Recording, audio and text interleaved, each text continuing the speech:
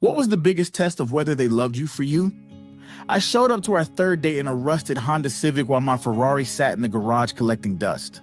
She didn't know I owned 12 companies, and I was terrified she'd find out. 6 months earlier, my ex had literally printed out my net worth at dinner and asked which yacht we'd buy after the wedding. That's when I decided to run an experiment that would either find me true love or leave me completely alone. New city, fake last name.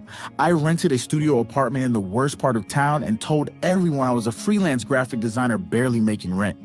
The dating app showed me in thrift store clothes.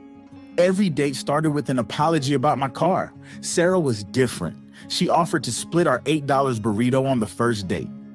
When my car broke down, she picked me up for 2 weeks straight without a single complaint.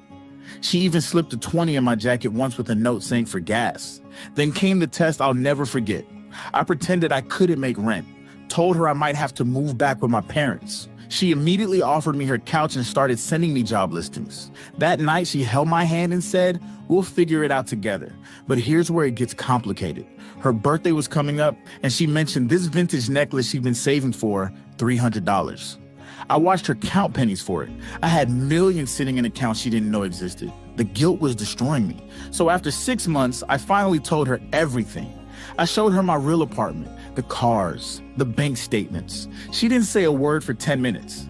Then she looked at me and said, "So, do I get my $20 back?" We've been married for 3 years now. She still drives that Honda Civic to work.